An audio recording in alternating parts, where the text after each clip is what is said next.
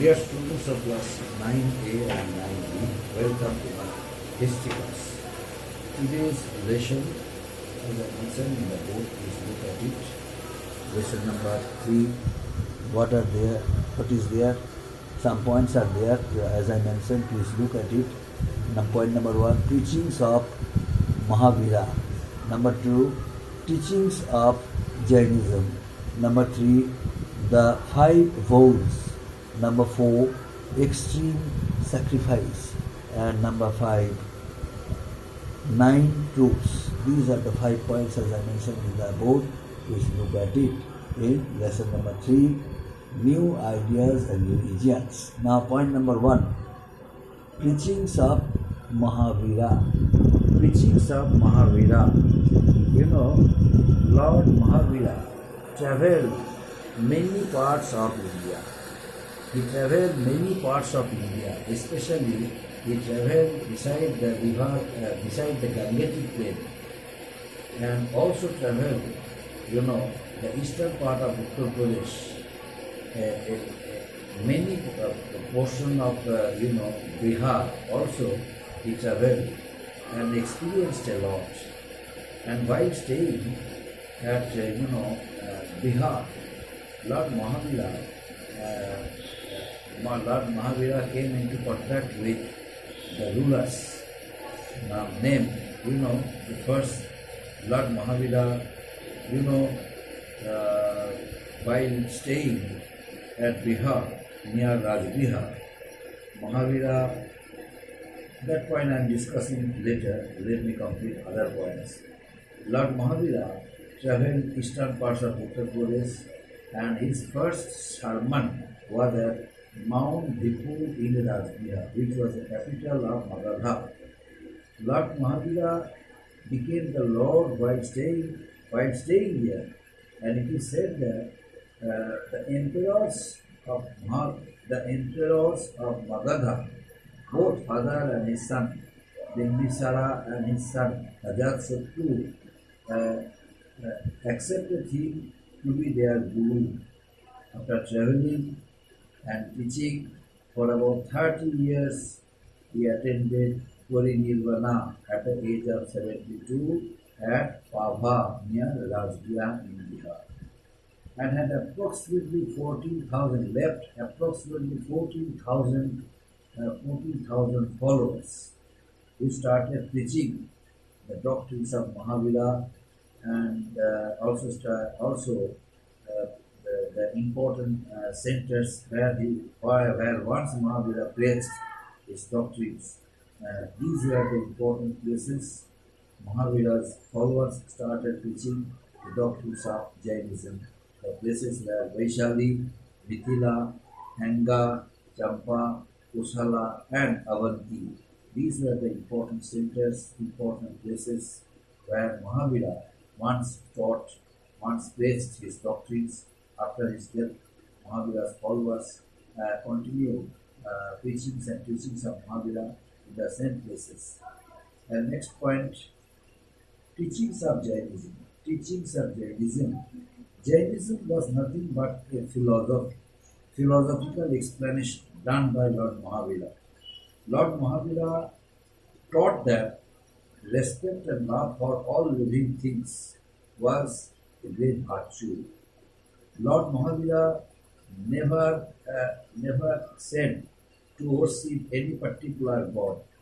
Lord Mahavira did not encourage to worship any particular god. That's why Jains do not worship any god. Mahavira preached ahimsa or non-violence. The main philosophical explanation of Jainism is non-violence or ahimsa. That's why Mahavira forbade any type of injury to any living being. Why? Because according to Lord Mahavira, every living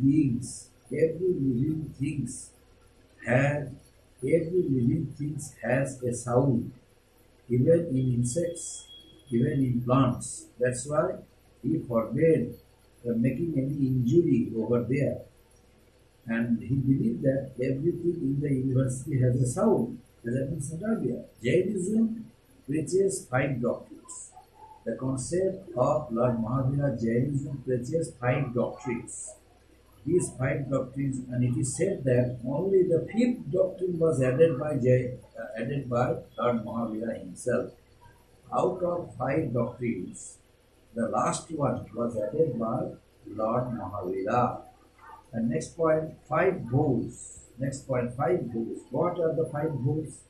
There are five vows. Number one, ahimsa. Ahimsa means non-violence.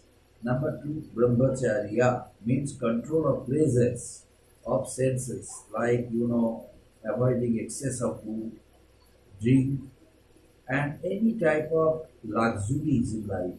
This is known as brahmacharya. And next point, apuragriha means freedom from possessions of material goods, freedom from possessiveness, freedom from possessiveness of material goods. This is known as apuragriha. And next one, satya. Satya means seeking truth at all costs. Seeking truth at all costs. That means each and every human being must be honest, sincere, 100% honest and sincere in their action, in their works, in their activities. This is known as Satya. They will never tell a lie, and they always protect themselves by means of their determination, by means of their own policy, honesty, sincerity, and the policy of Satya. The next one, Asatya, avoid vices such as stealing and dishonesty. According to Lord Mahavira, stealing or making dishonesty was nothing but a crime in the life of human beings. It should be avoided as far as possible, and no one would practice any kind of dishonesty, any kind of stealing. So these are nothing but against the virtue of human beings. That's why Asatya is a great sin in the life of human beings. So no one would be dishonest. Everyone would have honesty, and everyone avoid dishonesty. Everyone would avoid practicing of stealing. And next one, next point, the nine truths. Before discussing about nine truths, I would like to add few more points in five books. The Jains believe an extreme sacrifice to preserve life. Extreme sacrifice. What is extreme sacrifice? The Jains believe in extreme sacrifice to preserve life. The Jains believe in extreme sacrifice in order to preserve life. The Jains believe that each and every human being should have a sense of responsibility in order to protect their lives, in order to preserve their life. But how? By sacrificing extreme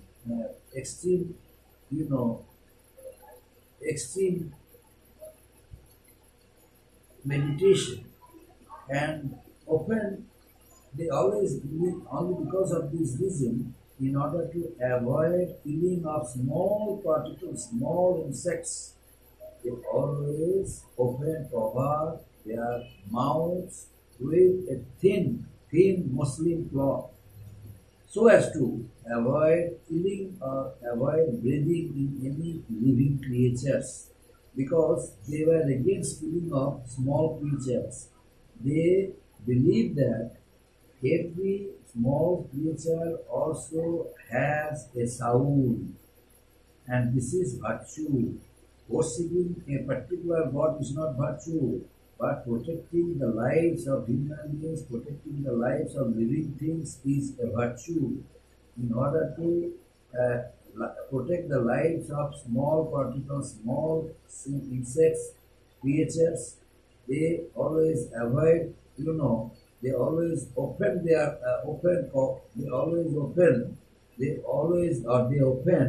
cover their mouths with a thin muslin cloth, only because of saving the lives of small particles which sometimes get into our noses while breathing. That's why, in order to avoid avoid being killed. In order to avoid the small,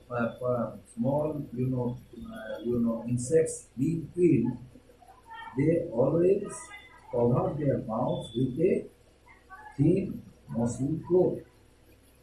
They always avoid eating root vegetables so that tiny creature must not be killed, because tiny creatures and the roots which are produced from the soil, in order to protect their lives, they always avoid eating root vegetables, because these are tiny creatures living in the soil, are not killed while harvesting the vegetables. And now, next point, nine truths. Jains are expected to have the knowledge of nine truths besides five vows.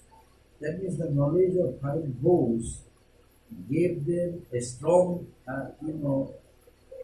sense of responsibilities and ideas in their practical life. But at the same time, the knowledge of nine truths also gave them vast knowledge about the reality, about the practical life of human beings. These are jina or living things, ajiva or non-living things. Punya means results of good deeds. Pap means sins, crime. Asra means good deeds. And next one, Sarva means hindrances in the way of karma. Bandha means bondage. And Nirjara means destruction. So these are the nine truths of Jainism. Each and every Jain has the responsibility to shoulder their daily works, daily duties, daily responsibilities in their working field. That's why the knowledge of nine truths also made their soul purified, made them purified. That's why Jains not only practice nine truths in their practical life, but also encourage other people, other followers, and other persons who have great faith for the concept of Jainism to follow the nine truths. It is my dear students. Thank you for joining my online class.